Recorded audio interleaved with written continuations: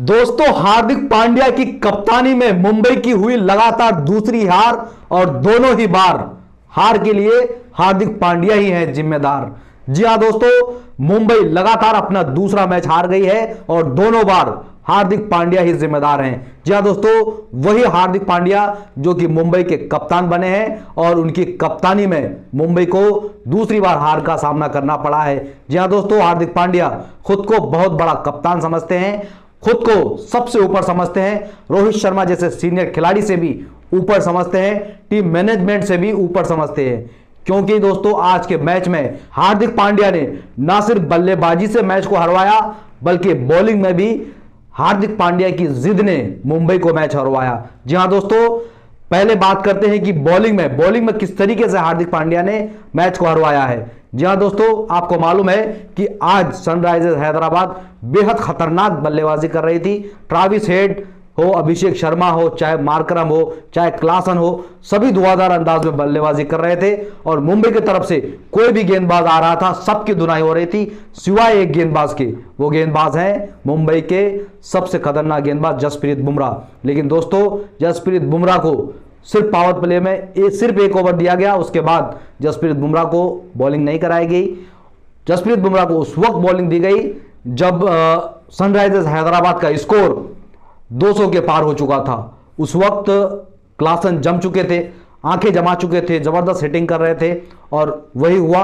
उस वक्त जसप्रीत बुमराह भी पिटा गए और आपको मालूम है कि शुरुआत के 2 ओवर में जसप्रीत बुमराह ने एक भी बाउंड्री नहीं पड़वाए थे। लेकिन आखिर में जब आप बॉलिंग करने के लिए आएंगे तो लेंथ मिस होगा, चौके छक्के लगेंगे, वही हुआ। और दोस्तों, बल्लेबाजी में जब मुंबई इंडियंस 277 रनों का पीछा कर रही थी तो एक समय पर 10 ओवर में लगभग 11वें ओवर में मुंबई ने 150 रन बना लिए थे। उस वक्त तिलक वर्मा और नमनधीर दोनों ही बेहद शानदार बैटिंग कर रहे थे। लेकिन दोस्तों, नमनधीर आउट हो जाते हैं, उसके बाद फिर हार्दिक पांड्या आते हैं। यानी कि आप 10 ओवर में 150 रन बना चुके हैं। आपको जीतने के लिए 10 ओवर में महज 120 रनों की जरूरत थी और ऐसे पिच पर जहां पर सभी बल्लेबाज आते ही चौके छक्के लगा रहे हैं तो हार्दिक पांड्या भी लगा सकते थे। लेकिन हार्दिक पांड्या ने जो अप्रोच अपनाया मैच को खत्म करने के लिए वो बेहद निराशाजनक था और कहीं ना कहीं ये लग ही नहीं रहा था कि भाई हार्दिक पांड्या जिसको हम इतना बड़ा हिटर समझते हैं, इतना बड़ा 6 हिटर समझते हैं, वो जयदेव उनादकट जैसे बॉलरों को नहीं मार पा रहे थे। और कहीं ना कहीं हार्दिक पांड्या की बल्लेबाजी ही मुंबई की हार का सबसे बड़ा जिम्मेदार कहा जा सकता है। क्योंकि दोस्तों, मुंबई की इनिंग में सबसे कम स्ट्राइक रेट अगर किसी बल्लेबाज का है तो वो हार्दिक पांड्या का है। बाकी जो जितने भी बल्लेबाज रहे हैं सबका जो स्ट्राइक रेट है वो 200 के करीब है, लेकिन हार्दिक पांड्या का 120 के करीब है। 20 गेंद में आप बनाए हैं 24 रन। आपको पता है कि भाई जो दूसरी टीम के जो खिलाड़ी हैं उन्होंने 18 गेंद में 16 गेंद में 50 लगाई है, तो आपको 20 गेंद में 50 लगानी पड़ेगी तभी आप मैच जीतेंगे।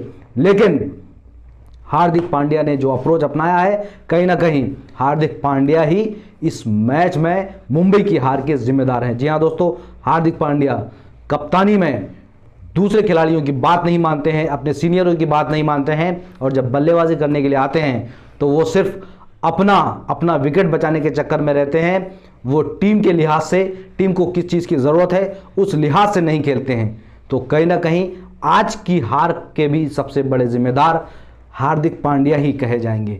जहाँ दोस्तों, मुंबई की राह अब काफ़ी मुश्किल हो गई है आगे आईपीएल में, क्योंकि 2 मैच लगातार हार जाना कहीं ना कहीं ये खतरे की निशानी है। और जिस तरीके से मुंबई की गेंदबाजी फ्लॉप हो रही है ये वाकई में मुंबई के लिए बेहद चिंताजनक है। और जिस तरीके से हार्दिक पांड्या एज अ कप्तान फ्लॉप हो रहे हैं ये भी मुंबई के लिए कहीं ना कहीं चिंता की बात है। तो दोस्तों, देखने वाली बात ये होगी कि आने वाले वक्त में मुंबई इंडियंस किस तरीके से ये जो परेशानी है कप्तानी का और हार्दिक पांड्या के परफॉर्मेंस का, इसको किस तरह से टैकल करती है। काफ़ी देखने वाली बात होती है और इस पर आप क्या सोचते हैं कमेंट करके अपनी राय ज़रूर दें।